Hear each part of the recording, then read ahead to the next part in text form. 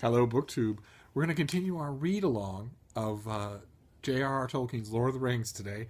We're going to do a little bit more, and we're moving on into The Return of the King. So, this is the return of the read along.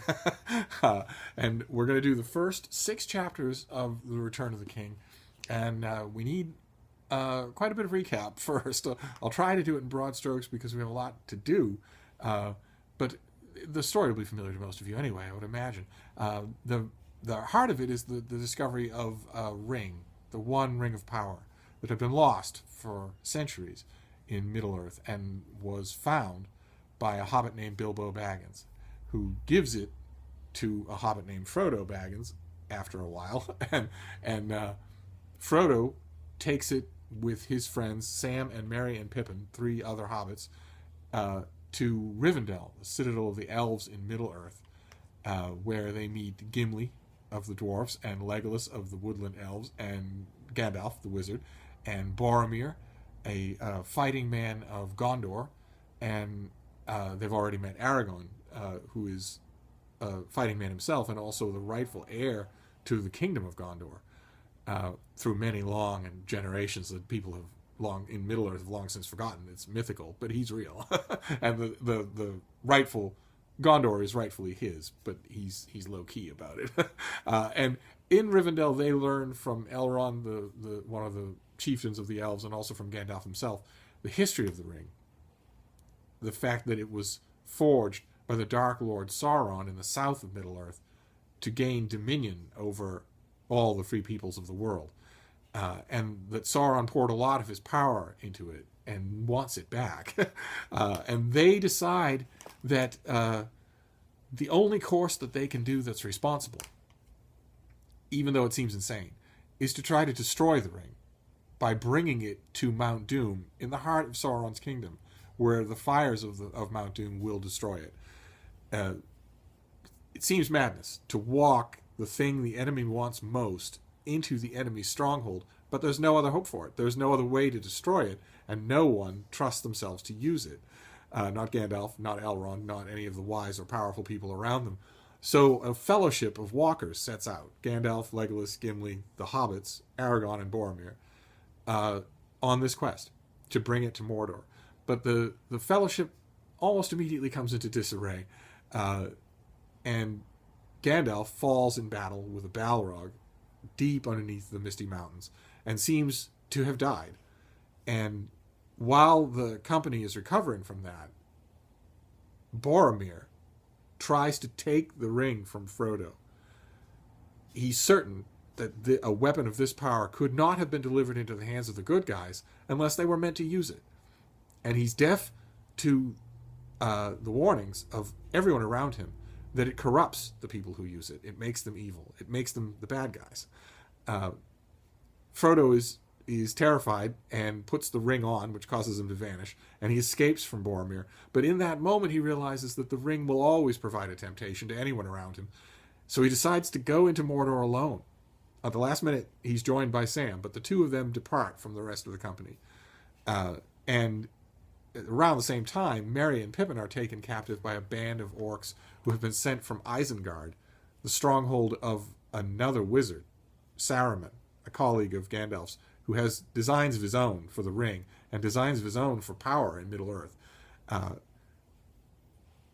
Aragorn and Legolas and Gimli eventually meet up with the 2 hobbits who are saved by an Ent named Treebeard.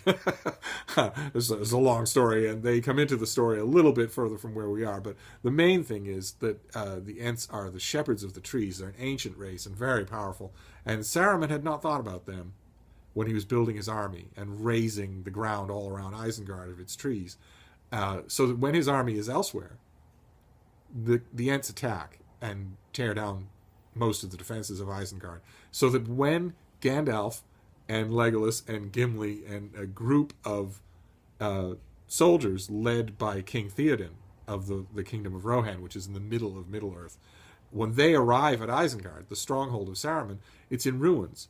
And Saruman is in his citadel, his tower, Orthanc.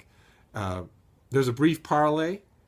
Saruman is not any... Gandalf has returned from the dead. He seemed to have died in the mines of Moria, but he's revived and sent back by otherworldly powers, to more powerful than before, in order to help finish what he started. One of the first things he does is to shatter Saruman's staff and break his power.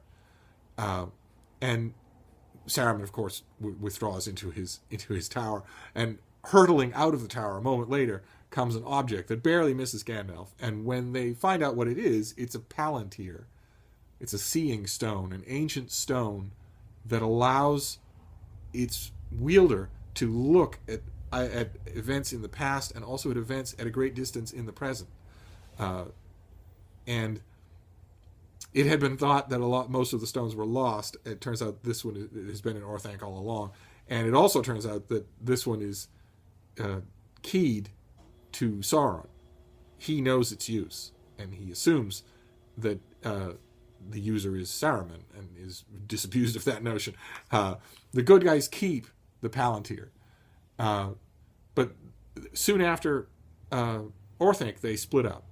And Pippin goes with Gandalf on a madcap ride to Minas Tirith, the city, the chief city of Gondor, the strongest of the waning power in the west of men.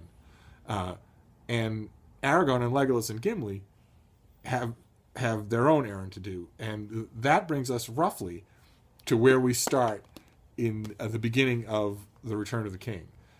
We start with that madcap midnight ride where Gandalf and Pippin are riding to Minas Tirith, and there they will meet with a fierce old man named Denethor, who is not the king of Minas Tirith. Instead, he's the steward.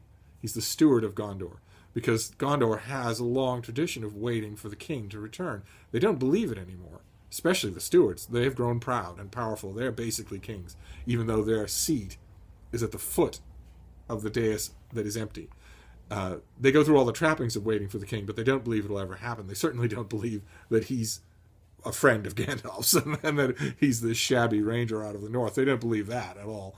And Denethor has grown very proud in his role as the steward of Gondor. And in him, we're told, the blood of Westernesse runs true. He sees farther than most men. He can read the minds of most weaker minds. Extremely forceful individual. And he is Boromir's father, and also the father of a son named Faramir, who he doesn't favor as much, even though he should. And when Gandalf and Pippin gain an audience with him